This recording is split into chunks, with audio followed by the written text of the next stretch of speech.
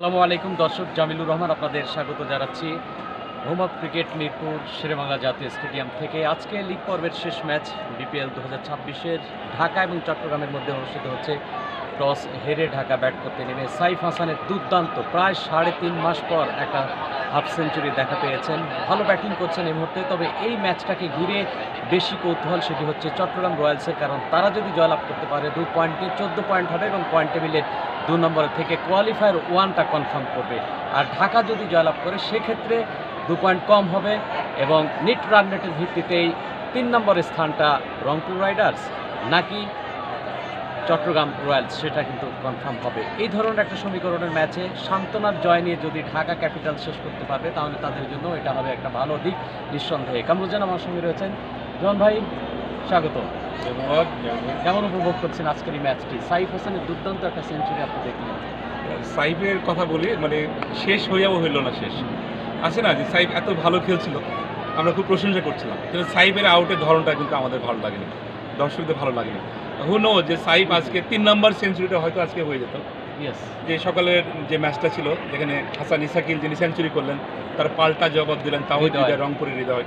আজকে এই সাইফ হাসান সেঞ্চুরির কাছাকাছি এমন একটা বাজে বলে তিনি আউট হলেন। উনি যদি বেশিটা খেলতেন, লেট কাট করতেন অথবা কাটশট করতেন অথবা বলটা ছেড়ে দিলে কিন্তু ওয়াইড, উনি সাফল করে গিয়ে এমনভাবে স্কোপ করতে চাইলেন, মিসকিউট হয়ে গেল এবং আউট হয়ে গেলেন। আউটটা ভালো লাগেনি। তারপরে বলবো সাইফ একজন জাতীয় দলের প্লেয়ার, তিনি দলের ভাইস ক্যাপ্টেন, সামনে T20 ওয়ার্ল্ড কাপ রয়েছে, সাইফ দলে আছেন। আমার মনে হয় যে সাইফের এটা টনিক হিসেবে কাজ করবে, দলেরও টনিক হিসেবে কাজ করবে। তবে আপনি যে পয়েন্টস টেবিলের কথা বলছিলেন, নেট টার্গেটের ব্যবধানে যদিও যদি চট্টগ্রাম হেরে যায় রংপুরের সঙ্গে, তারপরেও আমার মনে হচ্ছে যে চট্টগ্রাম 12 পয়েন্ট নিয়ে হয়তো পয়েন্টস টেবিলে দ্বিতীয় স্থানে থাকবে। হ্যাঁ, নিট রান রেটের একটা ব্যাপার আছে এবং এই তার একটা শ্রেয়তর উপরে রয়েছে। অলরেডি 10 ম্যাচে 12 পয়েন্ট পেয়েছে। চট্টগ্রাম যদি হেরে যায় 10 ম্যাচে 12 পয়েন্ট তাদের হবে, আর জিতলে তো কথাই নেই একেবারে। আর সিলেট তারা কনফার্ম করেছে 4 নম্বর স্থানটা। কোয়ালিফায়ার 1-এর দিকে যদি তাকাই, রাজশাহীতে রয়েছে 16 পয়েন্ট নিয়ে সবার শীর্ষে রয়েছে। তার সাথে যদি চট্টগ্রাম চলে যায় আজকের ম্যাচে জয়লাভ করে, সেক্ষেত্রে কেমন হতে পারে? একেবারে ওদিনকে ফাইনাল হয়ে যাবে। আমার মনে হচ্ছে যে ওদিনকে ফাইনালের আগে আরেকটা ফাইনাল হবে, কারণ এই বিপিএল 12তম আসরে দুটি দলই কিন্তু উঠছে। যেমন রাজশাহী উঠছে তেমন কিন্তু চট্টগ্রাম উঠছে। তবে চট্টগ্রামের কথা বলতে হয় যে বিপিএলের ম্যাচ টুর্নামেন্ট শুরু হওয়ার আগের দিন কিন্তু চট্টগ্রামের ফ্র্যাঞ্চাইজি দলটা ছেড়ে দিলেন। চট্টগ্রামের প্লেয়াররা ওটা কিন্তু ক্যাশ করেছেন এবং তারা প্রতিজ্ঞাবদ্ধ যে মালিকগুলো আমাদের ছেড়ে চলে গেলে কী হবে, আমরা ভালো পারফরমেন্স দিয়ে প্রমাণ করবো যে মালিক আপনি ভুল করেছেন। শেষ কথা কামরুজ্জামান, 16 ওভার শেষে 144 5 উইকেটে ঢাকার সংগ্রহ, টস হেরে ব্যাট করতে নেমে আর 4টি ওভার রয়েছে। কোথায় গিয়ে থামতে পারে? আর এই আজকের স্কোর তো 200 হওয়ার কথা। ওখানে ওসমান খান যদি আরবি খেলে দিত অথবা সাইফ যদি শেষ ওভার পর্যন্ত ম্যাচটা ক্যারি করতো, হুনোজ 200 হতো।